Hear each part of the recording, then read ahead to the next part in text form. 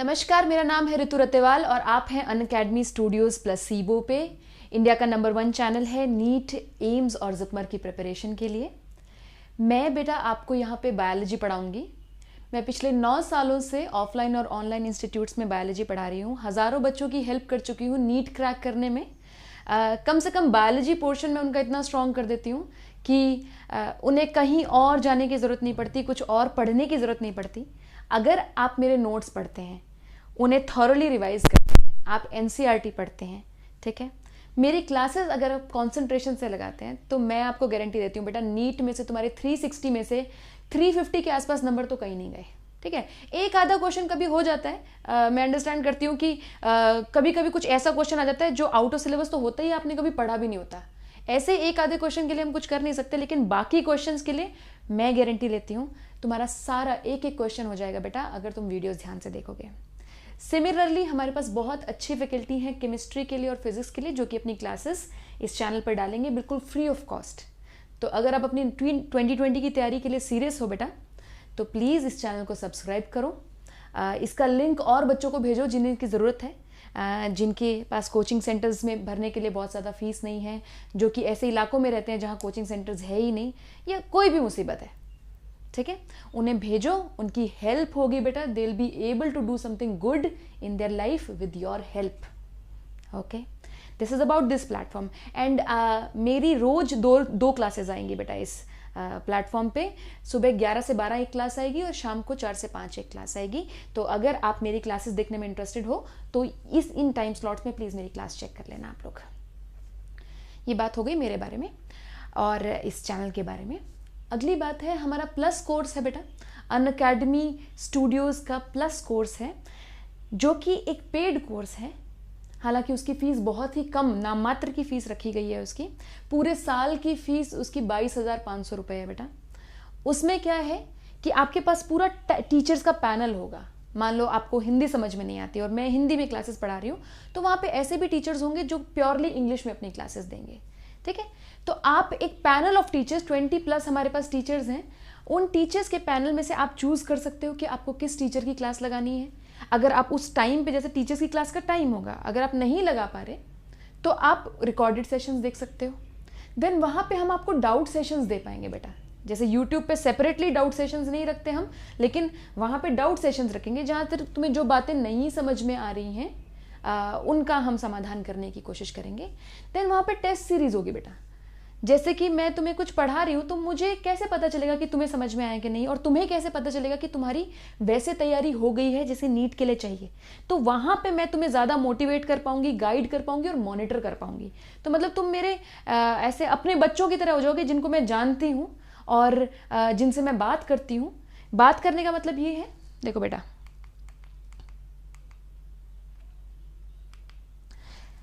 बात करने का मतलब ये है, ये तुम्हारे मोबाइल की स्क्रीन है। यहाँ पे मैं तुम्हें दिखूंगी पढ़ाते हुए, जैसे मैं कोई लाइव टॉपिक पढ़ा रही हूँ। यहाँ पे मैं जो भी लिखूंगी तुम्हारी मोबाइल स्क्रीन पे आता जाएगा और ये सेव होता जाएगा साथ के साथ। और यहाँ पे तुम्हारा चैट बॉक्स ओपन होगा, यहाँ पे तुम चैट कर सकते हो मुझसे, मुझे बता सकते हो मैम ये समझ में नहीं आया, मैम अभी आपने वर्ड क्या कहा था, दोबारा बोलना, मैम एक बार दोबारा समझा दो, इस तरीके से। ठीक है, तो तुम मुझसे बात कर सकते हो पर्सनली। अगर तुम्हारी पढ़ने में कोई दिक्कत आ रही है तो तुम मुझसे वो शेयर कर सकते हो, मैं उसको हेल्प करने की कोशिश करूँगी बेटा। ठीक है, सो वहाँ पे थोड़ा सा ये एडवांटेज है कि ज़्यादा कॉम्प्रिहेंसिव हो जाता है, चीज़ें बहुत ज़्यादा कसी हुई चीज़ें हो जाती हैं। और जब एग्ज़ाम इतना हाई लेवल का हो तो हमें बहुत ही कसी हुई ही तैयारी करनी चाहिए। तो मैं रेकमेंड करूँगी आपको कि अनअकैडमी का प्लस सब्सक्रिप्शन लीजिए आप। इसे लेना कैसे है, आप अनअकैडमी ऐप डाउनलोड कीजिए, उसमें नीट वाले कॉलम पे जाइए जहाँ पे नीट के कोर्सेज हैं। आपको ऐसे पेज खुलेगा, ये एजुकेटर्स हैं जो कि वहाँ पे पढ़ा रहे हैं। फिर जब आप पेमेंट ऑप्शन पे जाएंगे तो ऐसा पेज आएगा। ये आपको ऑप्शन देगा 1 मंथ, 3 मंथ, 6 मंथ्स और 12 मंथ्स की मेंबरशिप के लिए। 12 मंथ वाली मेंबरशिप लीजिए, क्योंकि तुम्हारी तैयारी को 10-11 महीने तो आराम से लगेंगे अभी। ठीक है, और जो कम वाली मेंबरशिप्स हैं वो महंगी भी हैं, पर मंथ बहुत महंगी पड़ जाती हैं। ठीक है, 12 मंथ वाले लोगे तो आपको फीस दिखाएगा 25,000 रुपये। तुम 25,000 रुपये नहीं पे करोगे, ये कोड डालोगे ऋतु लाइव, ऋतु मेरा नाम है, ऋतु लाइव, तो ये आएगा रेफरल कोड अप्लाइड सक्सेसफुली। जैसे ही कोड अप्लाई होगा आपकी टोटल फीस हो जाएगी 22,500। सो 22,500 में तुम पूरे साल के कोर्सेज ले सकते हो बेटा। अनगिनत कोर्सेज हैं हमारे पास, पूरे साल की तुम एजुकेशन ले सकते हो। तुम समझ रहे हो कितना सस्ता है ये। तुम test series, education, doubt sessions, motivation lectures, guidance lectures, सब कुछ आपको वहाँ पे प्रोवाइड होगा। और आप एक से ज़्यादा टीचर्स की क्लास लगा सकते हो। मान लो बायोलॉजी तुम मुझसे भी पढ़ना चाहते हो और किसी और से भी पढ़ना चाहते हो, तो तुम दोनों टीचर्स की क्लास लगाओ, कोई प्रॉब्लम नहीं है। ये तुम्हारा नीट तक का सफ़र बहुत ही ईजी कर देगा। पर अगर तुम ये मेंबरशिप नहीं ले सकते, कोई भी रीज़न हो सकता है, ठीक है, हम सब ने बुरा समय देखा होता है ज़िंदगी में, हो सकता है किसी का चल रहा हो, नहीं ले सकते, कोई बात नहीं। यहाँ तो क्लासेस लगा सकते हो, बहुत ही सिंसियरली यहाँ पे मेरी क्लासेस लगाओ, ठीक है। मैं तुम्हें जितना हेल्प हो सकेगा इस चैनल पे करने की कोशिश करूँगी। मैं वीडियोस अपलोड करूँगी। अगर नहीं समझ में आए कोई बात, तुम कमेंट सेक्शन में लिख सकते हो कि मैम ये बात समझ में नहीं आई, ठीक है, तो तुम वीडियो दोबारा बैक करके तो देख ही सकते हो। फिर भी नहीं आएगी तो मैं उसे नेक्स्ट वीडियो में फिर से एक्सप्लेन करने की कोशिश करूँगी, ठीक है बेटा। और बहुत लोग होते हैं ऐसे, बहुत लोग होते हैं जिनके पास कोई रिसोर्स नहीं होता और वो चांद को छुआते हैं। और पता है, एक अच्छी बात बताती हूँ तुम्हें, जो हमारी सक्सेस होती है ना, वो हमारी एबिलिटीज़ पे, हम कहते हैं ना कौन कितना इंटेलिजेंट है वो उतना ही आगे जाएगा। It is not entirely true, ये पूरी तरीके से सच नहीं है। आप कितने इंटेलिजेंट हो, आप कितने आपका दिमाग फास्ट काम करता है, इससे ज़्यादा आपकी सक्सेस डिपेंड करती है कि आप क्या सोचते हो। अगर आपका माइंडसेट सही है, ऐसे तुमने बहुत कोट्स सुने होंगे, पढ़े होंगे, जो भी बच्चे कोट्स पढ़ने में इंटरेस्टेड होते हैं, मोटिवेशनल बुक्स पढ़ने में इंटरेस्टेड होते हैं, बहुत सारे कोट्स होंगे कि आपकी सक्सेस और फेलियर आपके दिमाग से ही शुरू होती है और आपके दिमाग पे ख़त्म हो जाती है। मेरे लेक्चर्स लगाते रहो, धीरे धीरे मैं तुम्हें सिखाऊंगी कि माइंड को कैसे कंट्रोल करना है। आपका दिमाग इधर उधर जाने की कोशिश करेगा, आपको 10 चीज़ें बताएगा, तेरा नहीं क्लियर हो सकता, तू नालायक है, तूने पहले भी तो अच्छा नहीं किया, तेरे तो 9th-10th में 70% मार्क्स आए हैं, 60% मार्क्स आए हैं, तुझसे कुछ नहीं हो पाएगा, ऐसा दिमाग हमारा कहता है। मैं तुम्हें ये सिखाऊंगी कि इस दिमाग को बोलना कैसे बंद करना है और सिर्फ एक बात कैसे अपने अंदर रखनी है कि होगा, मेरा होगा, मैं मेहनत करूँगा और होगा। और बेटा अगर तुम मेहनत रियली में करोगे ना तो तुम्हारा पक्का होगा, कोई भी चीज़ उस चीज़ को रोक नहीं सकती है, ठीक है। अब चलो टॉपिक पे चलते हैं। देखो, पिछली बार हमने बात की थी, रेस्पिरेटरी सिस्टम की बात की थी, ह्यूमन रेस्पिरेटरी सिस्टम के स्ट्रक्चर्स बनाए थे। मैंने क्या कहा था, मान लो कोई सेल है, उसे 2 चीज़ चाहिए जिंदा रहने के लिए। जिन बच्चों ने वो लेक्चर नहीं लगाया उनके लिए थोड़ा सा रिकैप कर रही हूँ, ठीक है। ग्लूकोज चाहिए और उस ग्लूकोज को बर्न करने के लिए गैस चाहिए। कौन सी गैस? बर्निंग के लिए कौन सी गैस चाहिए होती है? ऑक्सीजन चाहिए। ग्लूकोज और ऑक्सीजन हर बॉडी के सेल की बेसिक रिक्वायरमेंट है, ठीक है। क्यों चाहिए? क्योंकि इसको यूज करके, ग्लूकोज को बर्न करके ऑक्सीजन की हेल्प से यहाँ पे एटीपी बनेगा। एटीपी एनर्जी के छोटे छोटे पैकेट्स हैं जो कि हर सेल को चाहिए होते हैं। अगर ये पैकेट्स किसी सेल के पास नहीं होंगे तो सेल अपने काम नहीं कर पाएगा, सेल मर जाएगा। तो सेल को जिंदा रहने के लिए एटीपी चाहिए और इस प्रोसेस में एक वेस्ट गैस रिलीज होती है, CO2। ये बेसिक प्रोसेस है हर सेल का। अब ये अगली बात हमने ये की थी कि ये सेल के पास आती कहाँ से चीजें। मैंने क्या कहा था, ब्लड वेसल्स में ग्लूकोज होती है। मान लो ये ग्लूकोज है, ब्लड वेसल्स में ग्लूकोज होती है, ये ग्लूकोज सेल के पास आती है ब्लड से। सिमिलरली ऑक्सीजन होती है ब्लड में, ये ऑक्सीजन कूद के आती है सेल के पास। सो बेसिकली ब्लड जो है वो ट्रांसपोर्ट करता है ये चीजें सेल्स को। अब ब्लड के पास कहां से आती है ये बात मैंने बताया था, ग्लूकोज। अभी हमने डाइजेस्टिव सिस्टम की बात करी थी पिछले चैप्टर में। डाइजेस्टिव सिस्टम में खाना डाइजेस्ट होता है, डाइजेस्टेड प्रोडक्ट स्मॉल इंटेस्टाइन में पहुंचते हैं। खाना खाया तुमने, छोटे छोटे पार्ट्स में टूट गया केमिकली, इंटेस्टाइन में चला गया, इंटेस्टाइन से वो एब्जॉर्ब हो जाएगा ब्लड में।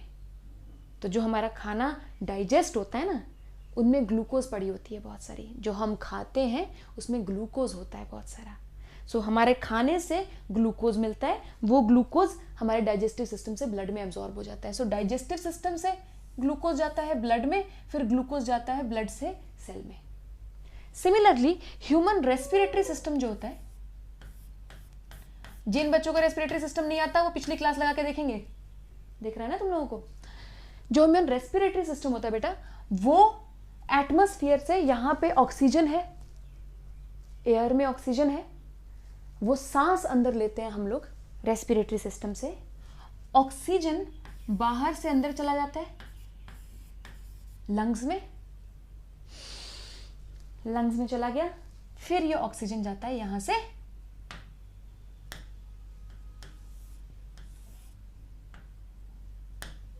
ब्लड में।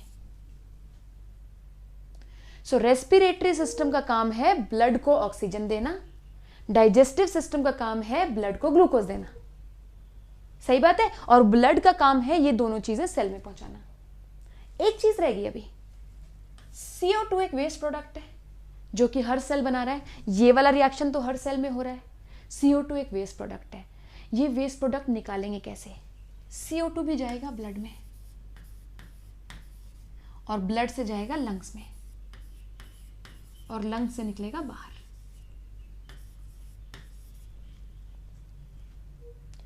तो ह्यूमन रेस्पिरेटरी सिस्टम का फंक्शन समझ में आ रहा है? आई होप ये डायग्राम बिल्कुल क्लियर है तुम लोगों को। ह्यूमन रेस्पिरेटरी सिस्टम का फंक्शन है ब्लड में ऑक्सीजन डालना, बाहर से सांस लेना, अंदर लंग्स में सांस चला गया, लंग्स से ब्लड में जाना, ये इतना काम ह्यूमन रेस्पिरेटरी सिस्टम का है, ब्लड को ऑक्सीजन प्रोवाइड करना और ब्लड से CO2 रिमूव करना, क्योंकि ब्लड में ये सेल्स कॉन्टिन्यूसली CO2 डाल रहे हैं, इसको ब्लड से रिमूव करना। सांस जब हम बाहर छोड़ते हैं तो हम CO2 रिमूव कर रहे हैं, तो ये जो CO2 रिमूव करने का फंक्शन है ये भी हमारे रेस्पिरेटरी सिस्टम का है। रेस्पिरेटरी सिस्टम का फंक्शन हमको समझ में आ गया। सो रेस्पिरेटरी सिस्टम का एक बेसिक फंक्शन ब्रीदिंग होता है। ब्रीदिंग क्या होता है?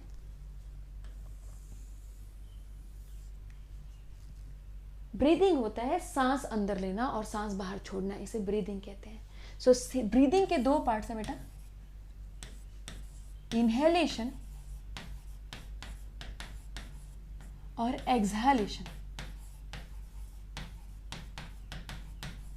इनहेलेशन को ही इंस्पिरेशन भी कहते हैं, इंस्पिरेशन को ही सांस अंदर लेना भी कहते हैं।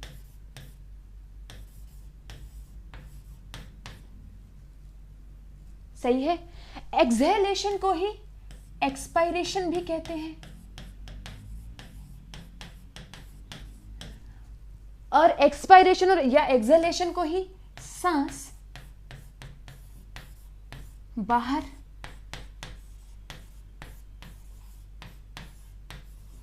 छोड़ना भी कहते हैं। I hope I am very clear with this. Respiratory system का फंक्शन तुम मेन समझ गए, ठीक है। रेस्पिरेटरी सिस्टम का मेन फंक्शन है ब्लड को ऑक्सीजन देना और ब्लड से CO2 ले लेना।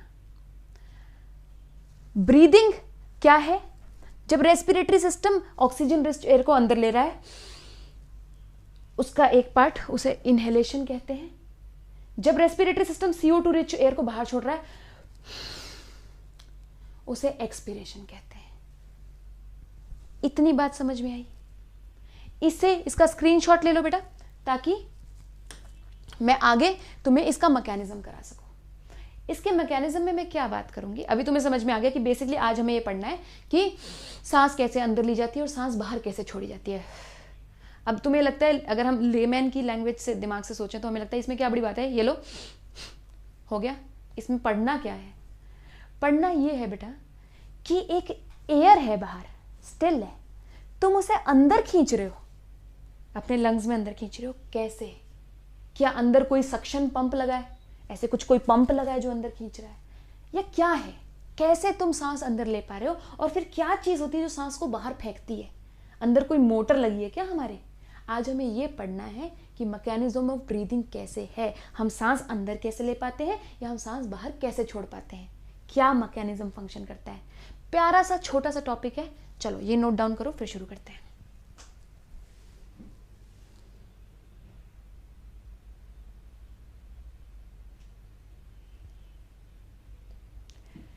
I hope it's done.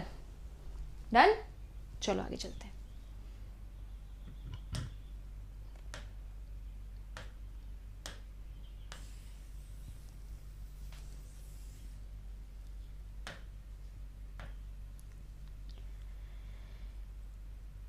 देखो बेटा, ह्यूमन बॉडी दोबारा से बना रही हूं।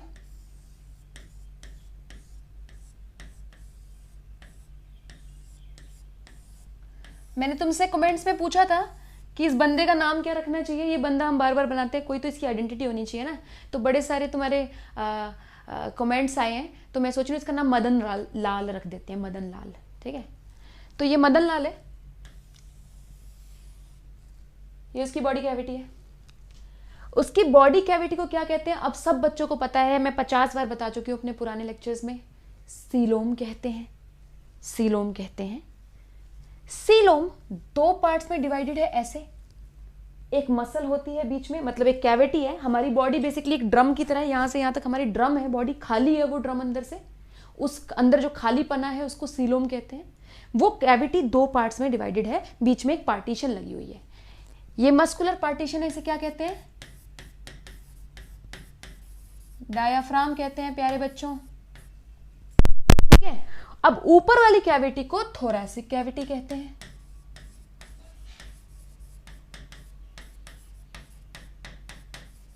और नीचे वाली कैविटी को एब्डोमिनल कैविटी कहते हैं। ये सब बच्चों को पता है जो मेरे साथ पढ़ रहे हैं। जो बच्चे आज नए हैं कोई बात नहीं, अब जान लो। सिलोमिक कैविटी है, 2 पार्ट्स हैं, ऊपर वाले पार्ट को थोरैसिक कैविटी, नीचे वाले को एब्डोमिनल कैविटी। सिलोमिक कैविटी क्या है? बॉडी है, बॉडी अंदर से ड्रम की तरह खाली है, उस कैविटी को सीलोम कहते हैं। आज हमें थोरैसिक कैविटी को अंदर से झांक के देखना है कि थोरैसिक कैविटी क्या होती है। ठीक है, अंदर से कैसी दिखती है। तो मैंने क्या किया, एक चाकू लिया, ले लिया। अब देखो मदन लाल का क्या होता है। मैंने मदन लाल को यहां से काट दिया, अब मैं मदन लाल को यहां से अंदर देखूंगी। एक ह्यूमन बीइंग है, उसको यहां से आरे से काट दो, काट दिया। अब थोरैसिक कैविटी खुल गई यहां से। अब तुम देख लो, अच्छा इसके अंदर क्या है, जरा देखते हैं। आओ दिखाती हूं इसके अंदर क्या है।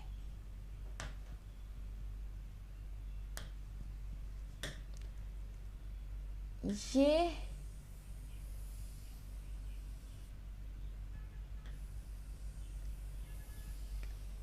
ऊपर से कटी हुई कैविटी है, ये अंदर कैविटी नजर आ रही है, ये बंदे की बॉडी है। ठीक है, शोल्डर्स और ये हेड हमने रिमूव कर दिया। तुम समझ रहे हो, अब ये थोरैसिक कैविटी के तुम अंदर देख पा रहे हो, देख पा रहे हो। थोरैसिक कैविटी के अंदर 2 चीजें क्या पड़ी हुई हैं। जिन्होंने रेस्पिरेटरी सिस्टम का स्ट्रक्चर नहीं लगाया है वो पिछले क्लास में जाकर रेस्पिरेटरी सिस्टम का स्ट्रक्चर पढ़ कर आएंगे। जिन्होंने नहीं पढ़ा है कोई बात नहीं, मैं बता देती हूँ। रेस्पिरेटरी सिस्टम में 2 बैलून लाइक स्ट्रक्चर्स होते हैं जिन्हें लंग्स कहते हैं। लंग्स थोरैसिक कैविटी के अंदर पड़े होते हैं। सो इसको मैं मान लो थोरैसिक कैविटी लिख देती हूँ यहाँ पे।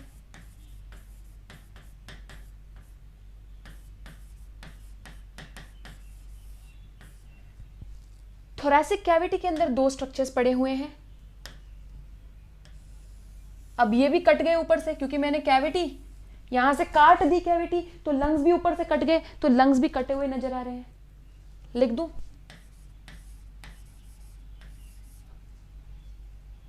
ठीक है, जिन बच्चों ने पिछला लेक्चर लगाया है उन्हें ये बात पता होगी, या रिवाइज करा देती हूँ, नहीं भी पता होगी तो कोई बात नहीं, कोई टेंशन लेने की बात नहीं है प्यारे बच्चों।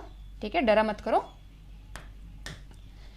कि लंग्स बाहर से एक कवरिंग से कवर्ड है ऐसे। याद आया? मैंने कहा था लंग्स बाहर से एक रैपर में रैप्ड है। इस रैपर को प्लूरा कहते हैं। प्लूरा, लंग्स की कवरिंग को प्लूरा कहते हैं। याद करो, जिन्हें नहीं पता वो याद कर लो, लंग्स की कवरिंग को प्लूरा कहते हैं। अब ये कौन सी प्लूरा है जो लंग्स के ऊपर चिपकी हुई है?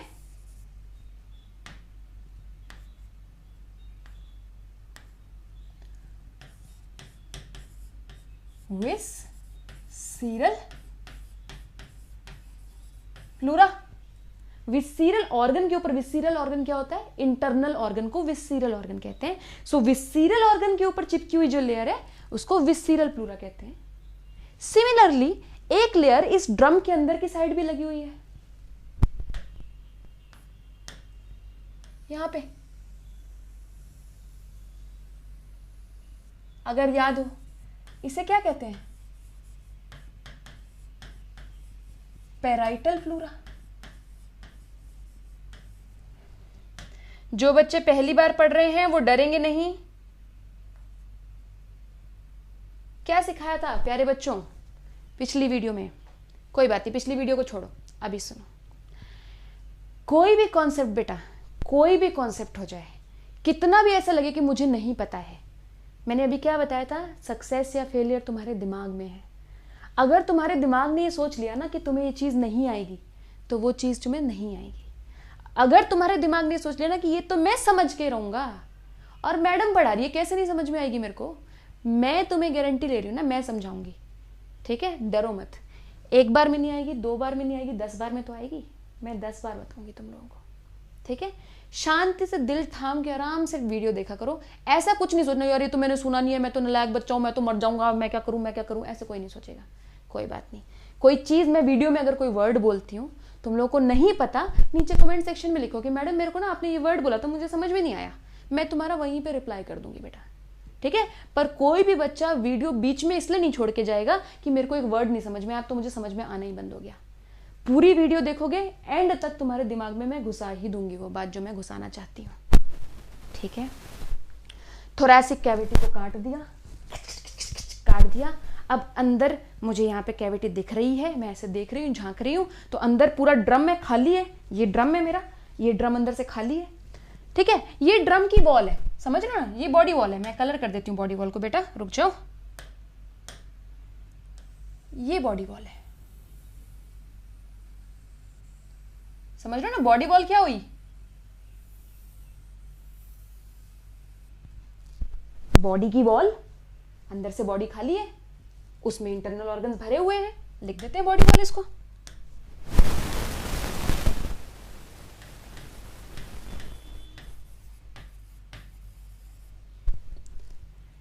ठीक है। अंदर, क्योंकि ये थोरैसिक कैविटी है, इसके अंदर 2 स्ट्रक्चर पड़े हुए हैं जिन्हें हम लंग्स कहते हैं।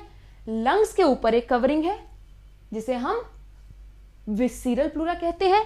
इस कैविटी के अंदर की साइड, मतलब ये ड्रम था, उसके अंदर की साइड भी तुमने ऐसे कवर किया हुआ है किसी चीज से, ग्रीन कलर से कवर किया हुआ है। इसे क्या कहते हैं, पैराइटल प्लूरा।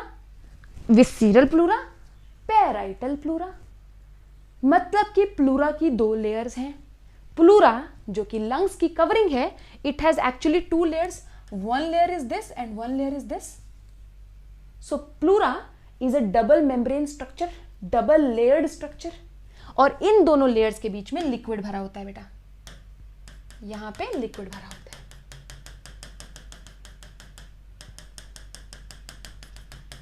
इसको पिछली बार भी बताया था, क्या बोलते हैं, प्लूरा के बीच में पड़े हुए लेयर को, लिक्विड को प्लूरल फ्लूइड कहते हैं। प्लूरा के बीच में पड़ा हुआ फ्लूइड, प्लूरल फ्लूइड। ये तुम्हें समझ में आ गई कि चेस्ट कैविटी के अंदर क्या चीजें पड़ी हुई हैं। अब यहां पे जो बॉडी वॉल है, जरा उसके बारे में समझ लेते हैं। बॉडी वॉल, ये यहां पे स्किन है, बॉडी वॉल पे बाहर स्किन है, बॉडी वॉल की फर्स्ट लेयर तो स्किन है। स्किन के अंदर जाओगे तो तुम्हें बहुत सारी चीजें मिलेंगी। अभी उन चीजों के बारे में मैं बात नहीं करूंगी, मसल्स मिलेंगी, कनेक्टिव टिश्यू मिलेगा, कोई बात नहीं, ये हम बात नहीं करेंगे अभी। मेन चीज जो मिलेगी, इस वॉल में कुछ इंपॉर्टेंट बोन्स मिलेंगे, बोनी स्ट्रक्चर मिलेगा, ठीक है। यहां पे कुछ बोन्स पड़ी हुई होंगी। इन बोन्स को समझने के लिए मैं एक बंदे का डायग्राम बनाऊंगी और तुम्हें कुछ टर्म्स लिखवाऊंगी। वो टर्म्स तुम्हें याद रखनी है क्योंकि ये इंपॉर्टेंट है। ये वाली चीज, अच्छा एक बार पहले इसकी फोटो खींच लो, ताकि, क्योंकि मेरे को ये बंदा मिटाना है साइड वाला।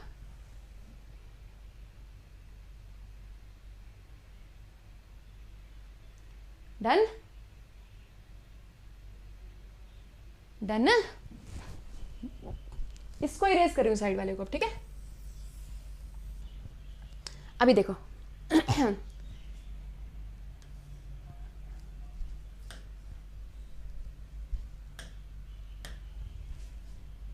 ये एक बंदा है जिसने इस साइड मुंह किया हुआ है, ठीक है, समझ रहे हो तुम्हारा इसका मुंह किस साइड है?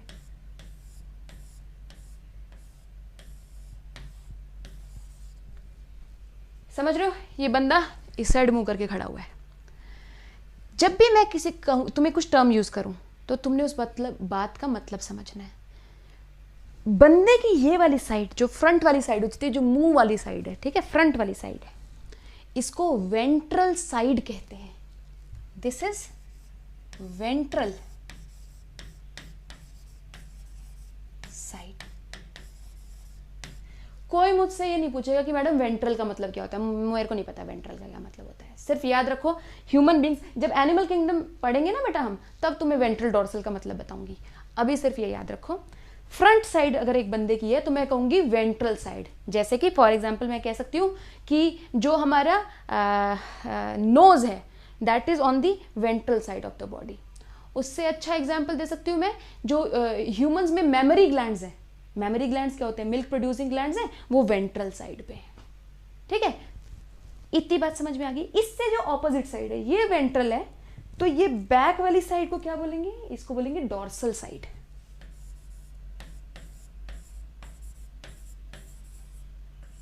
Dorsal side. सो ये वेंट्रल साइड है, ये डॉर्सल साइड है, ये वेंट्रल साइड है, ये डॉर्सल साइड है। एक तो ये बात याद रखनी है। अगर मैं तुम्हें कहूं कि this bone is present on the dorsal side, तो समझ जाना वो पीछे की साइड प्रेजेंट है। दूसरा, हम इस और नीचे वाले एंड को भी कुछ कहते हैं। जो हमारा सिर वाला एंड है उसको हम बोलते हैं एंटीरियर साइड या एंटीरियर एंड।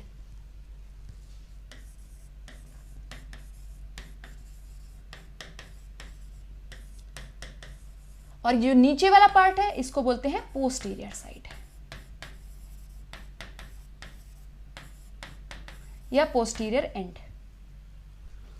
4 साइड बना दी ह्यूमन बींग्स की। ये देखो थोड़ा सा ना डिफाइन करने में इजी हो जाती हैं चीजें। मान लो ह्यूमन बॉडी में कोई चीज ऊपर पड़ी है और कोई चीज नीचे पड़ी है उसके, तो तुम कैसे कहोगे human body this is above this? ऐसे नहीं कहेंगे, हम कहेंगे this is on the anterior side and X is on the anterior side, Y is on the posterior side, या X is on the ventral side, Y is on the dorsal side।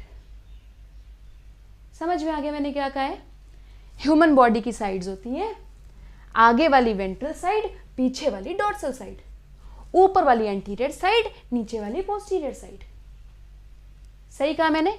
अब देखो ये बंदा खड़ा है, मान लो ये मैं ही थी, मुझे ही काट दिया गया है, तो अब ये वाली साइड इसकी वेंट्रल साइड है और ये वाली साइड इस बंदे की डॉर्सल साइड है। ये बैक साइड है, ये फ्रंट साइड है, ऐसे खड़ा है बंदा। तो इसकी वेंट्रल साइड पे एक बोन होगी बेटा यहां पे, जो कि ऐसे नीचे जा रही है बोन, ठीक है। मतलब कि चेस्ट के सेंटर में यहां पे एक बोन होती है, एक बोन होती है, इसे स्टर्नम कहते हैं।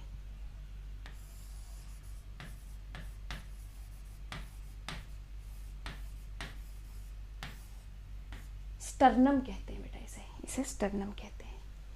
वैसे ही डॉर्सल साइड पे, यहां बैक साइड पे एक लंबा सा बोनी स्ट्रक्चर होता है, ऐसे did did did did did did did, जिसे हम कमर की हड्डी कहते हैं।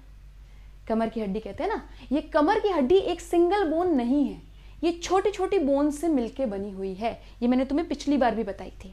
जो हमारी कमर की हड्डी है, बैक बोन है, that is not one single bone, it is actually made up of 26 bones, ठीक है। उन बोन्स को क्या कहते हैं? वर्टिब्री। छोटी छोटी बोन्स होती हैं, इनको कहते हैं वर्टिब्री। और पूरी बोन्स के स्ट्रक्चर को मिला के, उन 26 के 26 को मिला के हम क्या कहते हैं? वर्टिब्रल कॉलम या बैकबोन।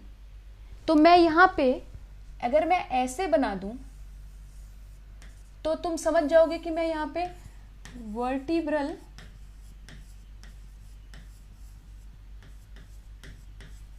कॉलम बनाने की कोशिश कर रही थी।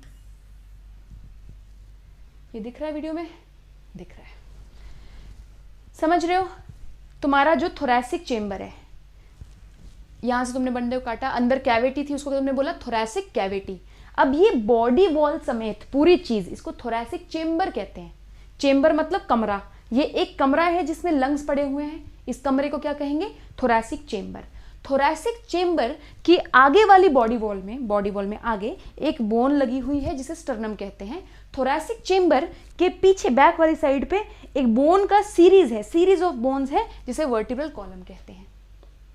और बताती हूं तुम्हें, ये दोनों बोन्स के बीच में कुछ बोन्स होती हैं जो इनसे जुड़ी हुई होती हैं, ऐसे यहां से एक बोन आती है बेटा ऐसे करके, और वो यहां से ऐसे कनेक्ट कर जाती है।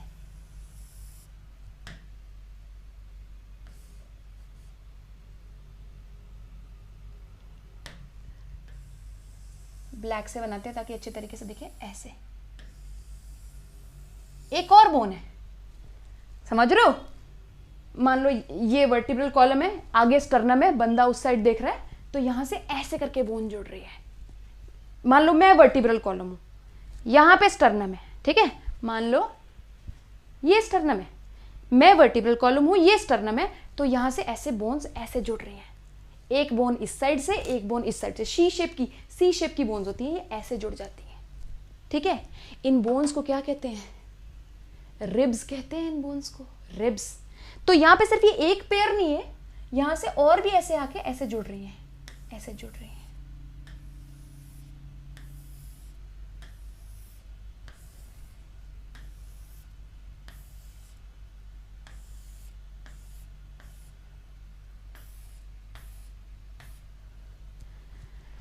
ऐसा कुछ होता है।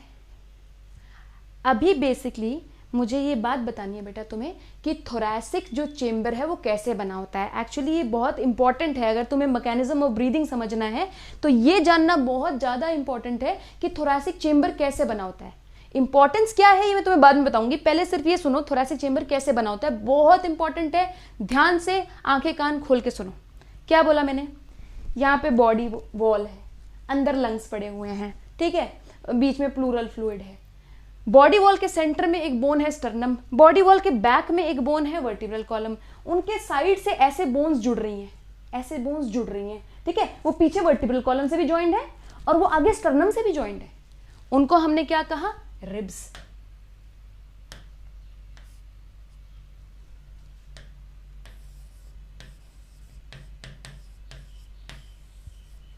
रिब्स, ठीक है। और नीचे यहां पे एक मसल है जो तुम्हें पता ही है, बहुत बार हम बात कर चुके हैं इस मसल की। ऐसे डोम शेप की मसल है।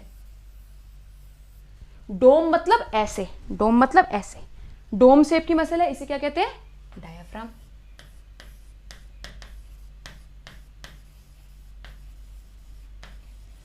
सो क्या तुम बुरा मानोगे अगर मैं कहूं the thoracic chamber is made by sternum ventrally, vertebral column dorsally, diaphragm on the lower side and ribs on the lateral side। Side वाली साइड को lateral side कहते हैं। कोई बात नहीं, नहीं समझ में आया मैं लिखवाऊंगी। ये वाली चीज मिटा दूं? अच्छा, इसकी एक बार फोटोग्राफ खींच लो ताकि मैं वो बंदा हटा दूं साइड से।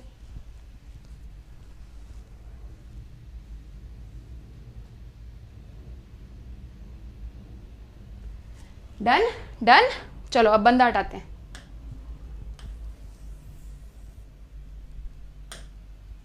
क्या मैं ये कह सकती हूं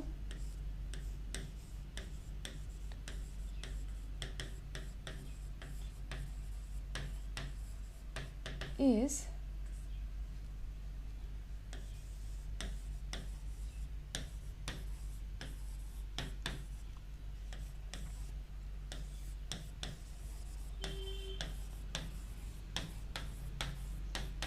स्टर्नम वेंट्रली, ये वेंट्रल साइड है ना, ये फ्रंट साइड है ना, वेंट्रल साइड है ना।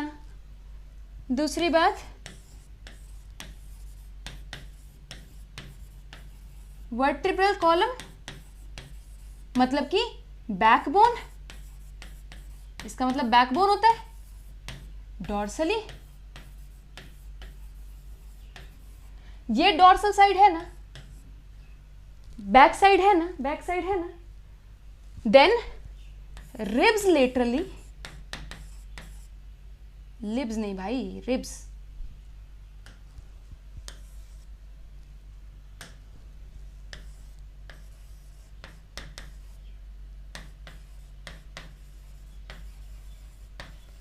लेटरल साइड का मतलब होता है साइड साइड वाली साइड बेटा।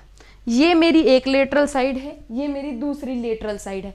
लेटरल साइड पे रिब्स लगी होती हैं, ठीक है, ribs laterally, diaphragm on the lower side.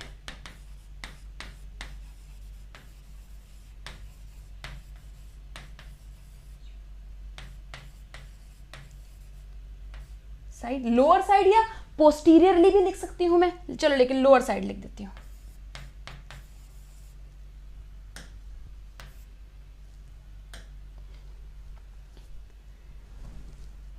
जो थोरैसिक चेंबर है बेटा वो एक्चुअली में एयर टाइट चेंबर है, उसमें से एयर नहीं पास कर सकती है, बिल्कुल कंप्लीटली बंद होता है वो चारों साइड से। अब तुम्हें लगेगा कि मैडम चारों साइड से क्यों बंद है, कहां से बंद है, ये तो रिब्स लगी हुई है यहाँ पे, तो रिब्स के बीच में तो छेद होते हैं, जगह होती है।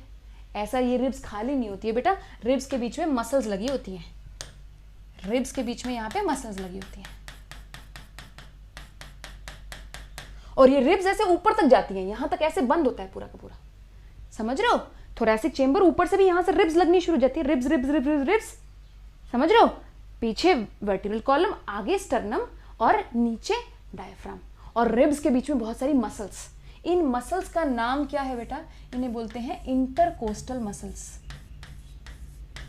मुझे पता है तुम्हें ऐसे लग रहा होगा कि मैडम हम थोरैसिक चेंबर क्यों पढ़ रहे हैं, क्योंकि बेटा इनहेलेशन से या इंस्पिरेशन से थोरैसिक चेंबर का बहुत ज्यादा रिलेशन है, ठीक है। थोरैसिक चेंबर ने ही करना है जो कुछ करना है, सांस अंदर लेने में थोरैसिक चेंबर का ही रोल है। अगर हम थोरैसिक चेंबर के बारे में नहीं पढ़ेंगे तो इनहेलेशन नहीं समझ पाएंगे। बहुत इंपॉर्टेंट बात बता रही हूँ मैं, ये सब कुछ एनसीईआरटी में दिया हुआ है, ये intercostal muscles.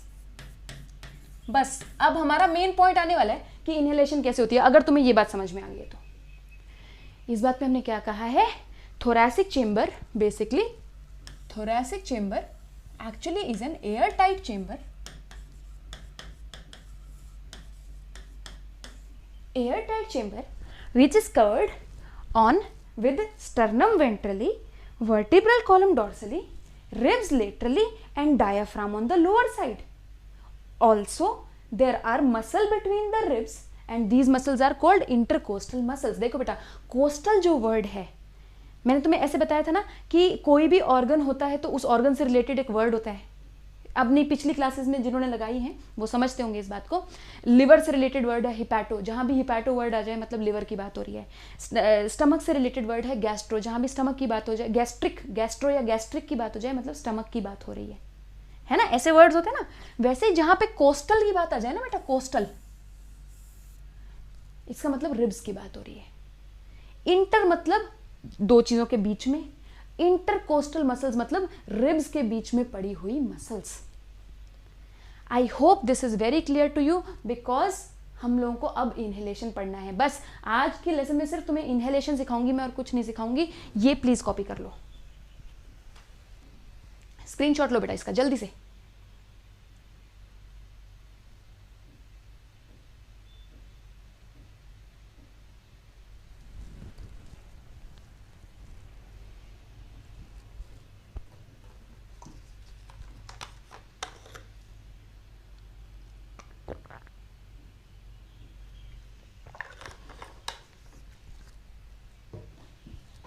Done done done. Thoracic chamber समझने के बाद अब मैं तुम्हें इनहेलेशन समझा सकती हूँ। चलो अगले पेज पे चलो।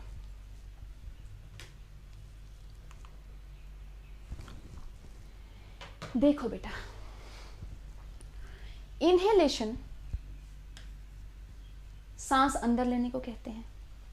ब्रीदिंग का पहला पार्ट है वो। ब्रीदिंग के दो पार्ट्स हैं, इनहेलेशन एंड एक्सहेलेशन। इनहेलेशन में तुम एटमॉस्फेयर से जो एयर है उसको बॉडी के अंदर लेके आ रहे हो। अब एयर का दिमाग तो खराब नहीं है ना कि मैं तो कही आज तो बहुत ही मन कर रहा है इसकी बॉडी के अंदर चल जाती हूँ, सौरभ तुम्हारी बॉडी के अंदर, कविता तुम्हारी बॉडी के अंदर चल जाती हूँ, चलो मेरा तो बहुत ही मन कर रहा है।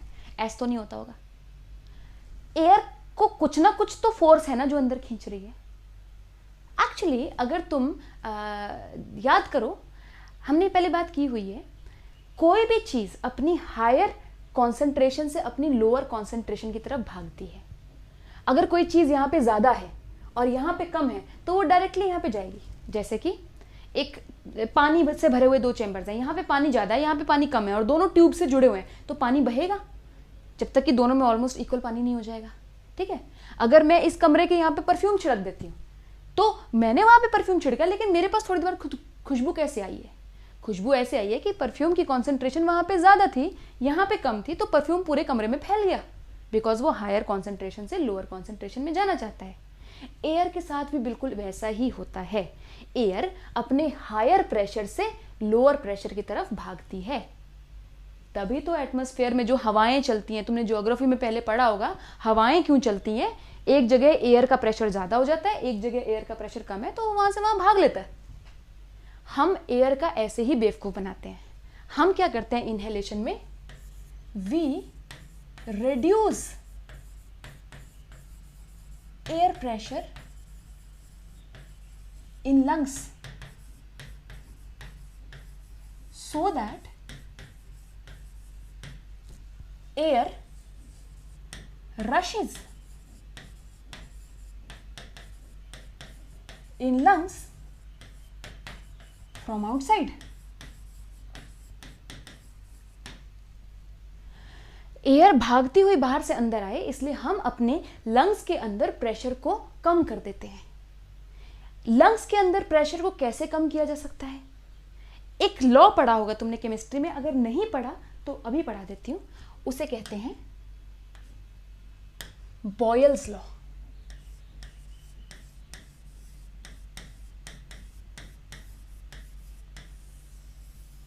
बॉयल्स लॉ क्या कहता है? The pressure inside a container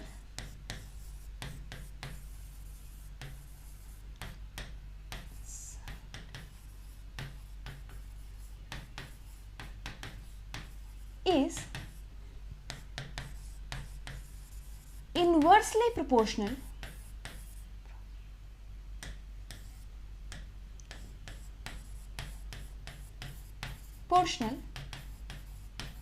to volume of container. इसका मतलब मैं बता रही हूँ बेटा क्या है। इसका मतलब ये है बेटा, मैंने एयर के कुछ मॉलिक्यूल्स ले लिए, मान लो मैंने एयर के 10 मॉलिक्यूल्स ले लिए, एक बार मैंने उसको इतने बड़े कंटेनर में डाल दिया। ये ऊपर से ऑफ कोर्स कंटेनर बंद है, 1 2 3 4 5 6 7 8 9 10 एयर के मॉलिक्यूल्स को मैंने अंदर बंद कर दिया। अब एयर के मॉलिक्यूल्स मूव करते हैं, ऐसे मूव करते हैं, तो ये जा जाके इस कंटेनर की वॉल को भी धक्का मारेंगे। ये जो पुश कर रहे हैं ना out, this creates pressure of air. ये जो पुश है बाहर, वही एयर प्रेशर को क्रिएट करता है। अब यही 10 मॉलिक्यूल्स मैं एक छोटे से कंटेनर में डाल देती हूँ। 1 2 3 4 5 6 7 8 9 10। अब ये 10 मॉलिक्यूल्स हैं, ये इस कंटेनर को धक्का मारेंगे, तो ये ज्यादा जोर से धक्का मारेंगे या ये ज्यादा जोर से धक्का मारेंगे? स्पीड तो उनकी वही है मूव करने की, ऑफ कोर्स ये ज्यादा जोर से धक्का मारेंगे क्योंकि उनके पास जगह ही कम है मूव करने के लिए। अब तुम्हें अगर कोई छोटे कमरे में बंद कर दे तो तुम ज्यादा भिड़ोगे ना वॉल्स में। अगर एक बहुत बड़ा हॉल है तो तुम भिड़ोगे ही नहीं वॉल्स में। यही बॉयल्स लॉ है। बॉयल्स लॉ क्या कहता है? एक कंटेनर के अंदर का प्रेशर उतना ही बढ़ता जाता है जितना तुम उसका साइज छोटा कर दो, या उसका प्रेशर उतना ही कम होता जाता है जितना तुम उसका साइज बड़ा कर दो। तो अगर मैं अपने लंग्स का, ये बॉयल्स लॉ समझ में आया ना, मतलब कि अगर मैं साइज बढ़ा दूं तो प्रेशर कम हो जाएगा मेरे लंग्स में। बॉयल्स लॉ यही कह रहा है, अगर मैं अपने लंग्स का साइज बढ़ा दूं तो मेरे लंग्स के अंदर का प्रेशर कम हो जाएगा। अगर मेरे लंग्स का प्रेशर कम हो गया एटमॉस्फेरिक प्रेशर से, तो एयर अंदर भागेगी, लंग्स में भागेगी। यही करते हैं हम क्या करते हैं? हम लंग्स का साइज बड़ा कर देते हैं। लंग्स का साइज बड़ा होते ही एयर प्रेशर अंदर गिर गया। अकॉर्डिंग टू बॉयल्स लॉ, जितनी वॉल्यूम बढ़ जाएगी प्रेशर उतना ही कम हो जाएगा। प्रेशर कम हो गया अंदर। अब प्रेशर अगर एटमॉस्फेयर से कम हो गया तो एयर कहेगी अरे अरे इसके लंग्स में तो प्रेशर कम है, और वो भागती हुई हमारे लंग्स में चली जाएगी और हम इनहेलेशन कर लेंगे। समझ में आया? अब बस लास्ट टॉपिक हमें वीडियो का ये समझना है कि हमने लंग्स की वॉल्यूम कैसे बढ़ाई और बात खत्म। ठीक है, ये सारी बातें एनसीईआरटी में दी हुई है प्यारे बच्चों, ध्यान से सुननी है। इनहेलेशन जो हमारी है उसको हम नेगेटिव प्रेशर इनहेलेशन भी कह सकते हैं।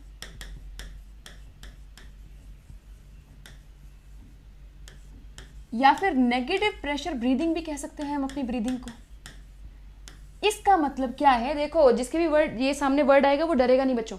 इसका मतलब सिर्फ इतना सा है कि नेगेटिव प्रेशर ब्रीदिंग वो ब्रीदिंग होती है जहां पे आप लंग्स में प्रेशर एटमॉस्फेयर के कंपैरिजन में कम कर दोगे, उसकी वजह से एटमॉस्फेरिक एयर भाग के आपके लंग्स में आ जाएगी।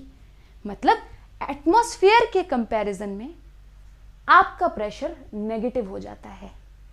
यही बात मैंने अभी बोली है। एटमॉस्फेयर के कंपैरिजन में मैं अपने लंग्स को साइज बड़ा करके उनके अंदर का प्रेशर कम कर दूंगी तो वो एटमॉस्फेरिक प्रेशर से कम हो जाएगा।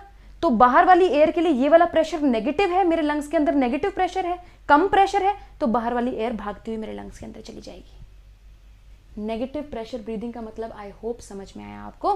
व्हेन द प्रेशर, इसका मतलब क्या है, pressure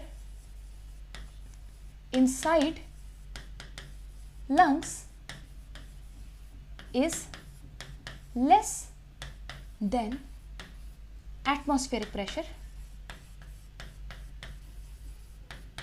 ferric pressure, so air rushes in। चलो बस बच्चों, क्लास खत्म करने वाले हैं हम लोग। ये वाली बात नोट डाउन कर लो बस। अब हमें लास्ट बात ये सीखनी है कि लंग्स ने अपना वॉल्यूम बढ़ाया तो बढ़ाया कैसे, प्रेशर कम करने के लिए बस। और वो बहुत ही सिंपल है, बहुत ही सिंपल बात है। बस ये वाली बात लिखो, खत्म करते हैं। चलो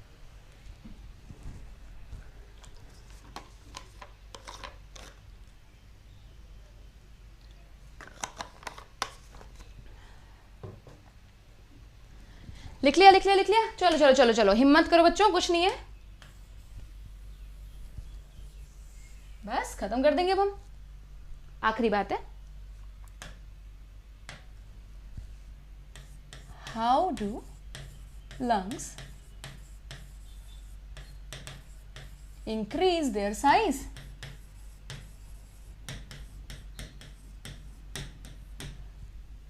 एक्चुअली लंग्स अपना साइज खुद इंक्रीज नहीं करते। लंग्स चिपके होते हैं थोरैसिक चैम्बर से। अब तुम्हें समझ में आएगा कि मैंने तुम्हें थोरैसिक चैम्बर का स्ट्रक्चर क्यों कराया था। ठीक है, लंग्स चिपके होते हैं थोरैसिक चैम्बर से। ऐसे थोरैसिक चैम्बर है,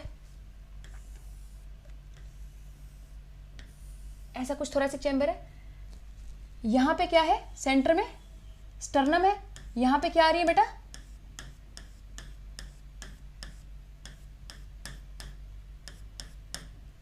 रिब्स है। और यही चीज पीछे जा रही है, ऐसे ऐसे पीछे जा रही है, जा रही है ना, पीछे जा रही है ना। और यहां पे किससे जुड़ रही है, वो वर्टिब्रल कॉलम से जुड़ रही है। आई होप अब ये तुम्हें समझ में आ रहा है मैंने क्या बनाया है। अगर नहीं समझ में आ रहा है बेटा कमेंट सेक्शन पे लिखना, मैं दोबारा समझाने की कोशिश करूंगी। ये स्टर्नम है, ये पीछे वर्टिब्रल कॉलम है, रिब्स ऐसे करके आ रही है, वहां से घूमती हुई आ रही है। ठीक है, इनके बीच में हमारे क्या स्ट्रक्चर्स पड़े हुए हैं, इनके बीच में हमारे लंग्स पड़े हुए हैं यहां पे।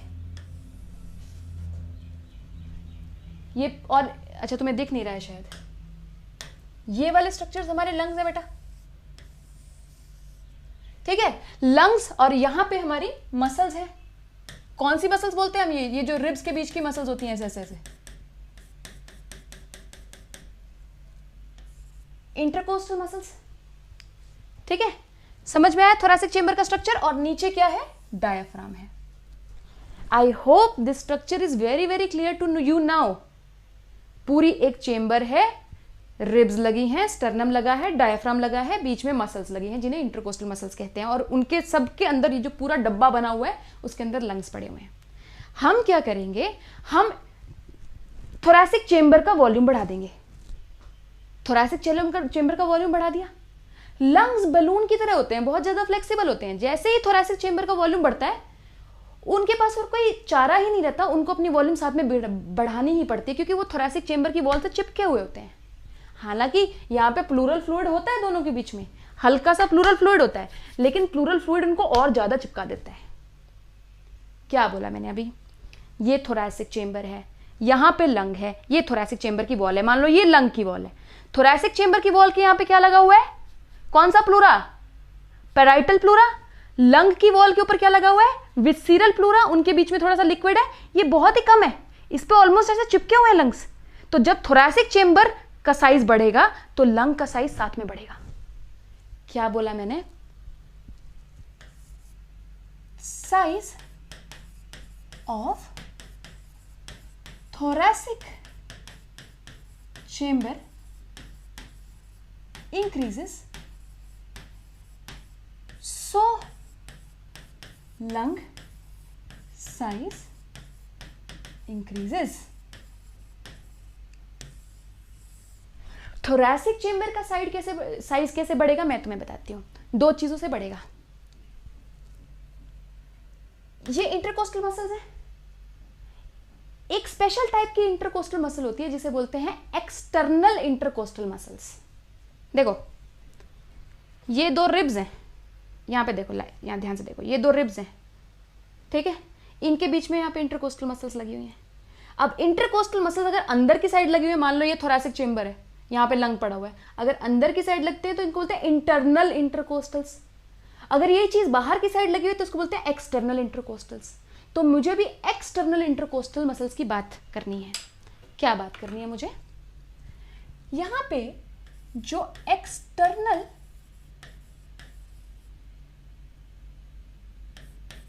इंटरकोस्टल मसल जो है, जब इनहेलेशन करनी है, जब थोरैसिक चेंबर का साइज बढ़ाना है, एक्सटर्नल इंटरकोस्टल मसल कॉन्ट्रैक्ट हो जाती है, कॉन्ट्रैक्ट हो जाती है। अब क्योंकि ये रिब्स से लगी हुई है, ध्यान से सुनो बेटा, बस आखिरी के 10 मिनट है, बहुत ध्यान से सुनो, यही कॉन्सेप्ट पढ़ाना चाहती हूं मैं तुम्हें आज की क्लास में। थोरैसिक चेंबर है, उसका साइज बढ़ाना है अभी, है ना। थोरैसिक चेंबर का कैसे साइज बढ़ाऊंगी? मुझे कुछ मसल्स को कॉन्ट्रैक्ट करना पड़ेगा जिसकी वजह से थोरैसिक चेंबर का साइज बढ़ जाए। थोरैसिक चेंबर की पहली मसल जिसे मैं कॉन्ट्रैक्ट करूंगी उसे बोलते हैं external intercostal muscle. External intercostal muscle क्या है? दो रिब्स के बीच में लगी हुई, बाहर की साइड लगी हुई मसल है, एक्सटर्नल है, बाहर की साइड लगी हुई मसल है, वो कॉन्ट्रैक्ट होगी सबसे पहले। जैसे ही वो मसल कॉन्ट्रैक्ट होगी, रिब्स जो हैं, रिब्स ना ऐसे पड़ी होती हैं, ऐसे बेचारी, ऐसे ऐसे होती हैं, ऐसे वो बाहर की साइड ऊंची हो जाती हैं, ऐसे ऐसे खींच जाती हैं। वो रिब्स ऐसे खींचती है तभी हमारा पूरा का पूरा थोरैसिक चेंबर ऐसे हो जाता है। तभी जब हम सांस लेते हैं थोरैसिक चेंबर ऐसे फूलता है। जो ये ऐसे वाली मूवमेंट है ना, ये रिब्स के ऊपर उठने से हुई है। और रिब्स ऐसे ऊपर क्यों उठी हुई है? क्योंकि एक्सटर्नल इंटरकोस्टल मसल्स ने कॉन्ट्रैक्ट करके उनको खींच लिया है। तो अगर मैं रिब्स को ऐसे लूं, मान लो ये एक बाल्टी है, उसके साइड में एक वो पड़ी हुई है, बाल्टी की डंडी नहीं होती, वो नहीं होती पकड़ने का हैंडल। जब रिब हमारी ऐसे पड़ी होती है पहले, जब एक्सटर्नल इंटरकोस्टल मसल कॉन्ट्रैक्ट करती है, एक्सटर्नल इंटरकोस्टल जब कॉन्ट्रैक्ट करती है तो ये डंडी यहां पे आ जाती है, ऐसे ऊपर चली गई, यहां आ गई। रिब्स का ये एक्शन होता है। एक्सटर्नल इंटरकोस्टल कॉन्ट्रैक्ट करते ही रिब्स जो ऐसे पड़ी होती हैं साइड में, वो ऐसे उठ जाती हैं। ऐसे उठने से हमारा थोरैसिक चेंबर का वॉल्यूम बढ़ जाता है। यही हम चाहते थे, क्योंकि लंग्स का वॉल्यूम तभी बढ़ेगा, और लंग्स का वॉल्यूम तभी बढ़ेगा तो अंदर प्रेशर कम होगा लंग्स के, है ना। वॉल्यूम बढ़ेगा, प्रेशर कम होगा, तभी एयर आएगी भागती हुई। पहली मसल तो ये कॉन्ट्रैक्ट करती है, एक्सटर्नल इंटरकोस्टल्स। दूसरी मसल डायफ्राम कॉन्ट्रैक्ट करती है बेटा। सेकंड मसल कौन सी है? ये तुम्हारे स्कूल के एग्जाम्स में क्वेश्चन आ सकता है, नीट में आ सकता है। Which are the two muscles which contract for inspiration या इनहेलेशन? अगर डायफ्राम कॉन्ट्रैक्ट कर गया, देखो डायफ्राम की नॉर्मल शेप ऐसे होती है, this is the normal shape of diaphragm. ऐसे नॉर्मल शेप है डायफ्राम की, ठीक है। अगर वो कॉन्ट्रैक्ट करती है तो वो नीचे आ जाता है, पिश करके यहां से ऐसे आ जाता है। अब उसका फायदा क्या हुआ? पहले ये थोरैसिक कैविटी थी, यहाँ पे जो भी रिब्स रुब्स हैं, नीचे यहाँ पे ऐसे डायफ्राम ऐसे पड़ा हुआ है। फिर डायफ्राम जब कॉन्ट्रैक्ट हुआ तो ऐसे आ गया, ऐसे आ गया। तो क्या थोरैसिक कैविटी की वॉल्यूम बढ़ गई? वॉल्यूम बढ़ गई, वॉल्यूम बढ़ी ना। इसलिए डायफ्राम को कॉन्ट्रैक्ट करते ताकि थोरैसिक कैविटी की वॉल्यूम ऐसे भी बढ़ जाए। ऐसे तो बढ़ी गई थी, अभी इंटरकोस्टल से बढ़ी थी, ऐसे भी तो बढ़ जाए ना डायफ्राम से। तो यहां पे डायफ्राम कॉन्ट्रैक्ट होकर यहां पहुंच जाता है।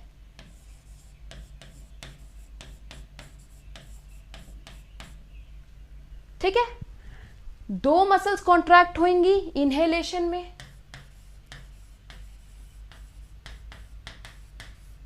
दो मसल होगी, कॉन्ट्रैक्शन ऑफ पहला एक्सटर्नल, बस खत्म टॉपिक बच्चों, इंटरकोस्टल मसल्स, और दूसरी होगी डायफ्राम।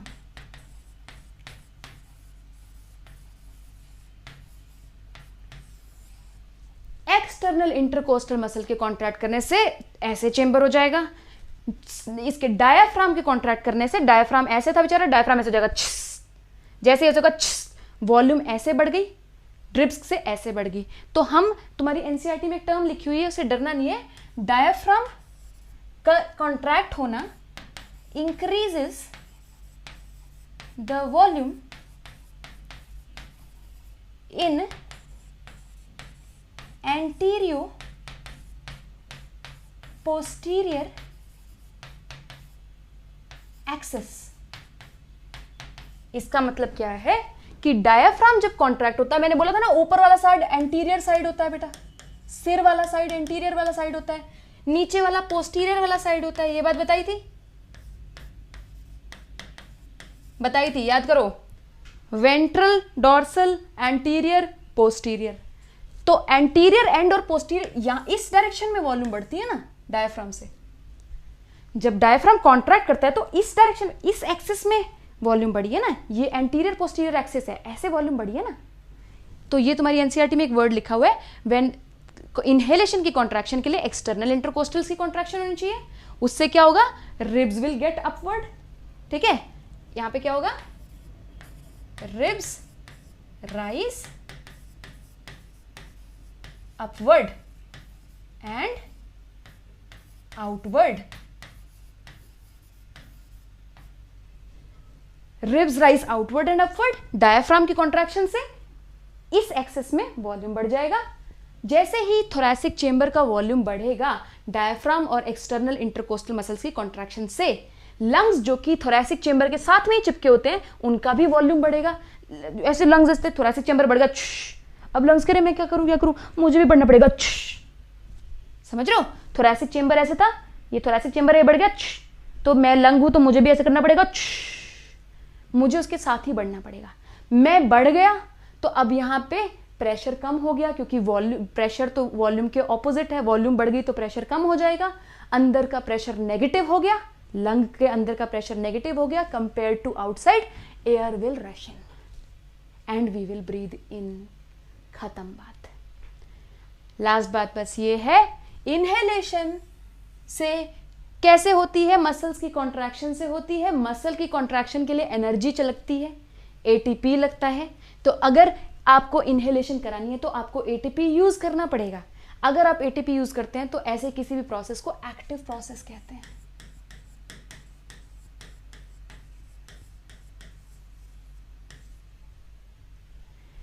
इंस्पिरेशन या inhalation is an active process because इसमें कॉन्ट्रैक्शन ऑफ मसल्स हो रही है। कॉन्ट्रैक्शन ऑफ मसल्स के लिए एटीपी चाहिए। जिस भी प्रोसेस में एटीपी चाहिए होता है वो एक्टिव प्रोसेस होता है। क्या किया बेटा आज के लेक्चर में? अरे अरे अरे अरे 1 घंटा हो गया। चलो कोई बात नहीं, बस एक बार क्विक रिकैप। चलो नींद से जागो, कोई बात नहीं। कोई नया बच्चा ज्वाइन किया है तो ध्यान से सुनो। ब्रीदिंग के 2 पार्ट्स हैं, इनहेलेशन और एक्सहेलेशन। एक्सहेलेशन के बारे में नहीं बात करेंगे, ब्रीदिंग इन के बारे में बात करेंगे। ब्रीदिंग इन कैसे होता है? हमें बाहर की एयर अंदर लानी होती है। बाहर की एयर अंदर क्यों आएगी? जब तुम्हारे लंग्स का वॉल्यूम बढ़ जाएगा। लंग्स का वॉल्यूम बढ़ाने के लिए हमें थोरैसिक चेंबर का वॉल्यूम बढ़ाना पड़ेगा। तो सबसे पहले हम थोरैसिक चेंबर का वॉल्यूम बढ़ाएंगे। थोरैसिक चेंबर का वॉल्यूम हम कैसे बढ़ाते हैं?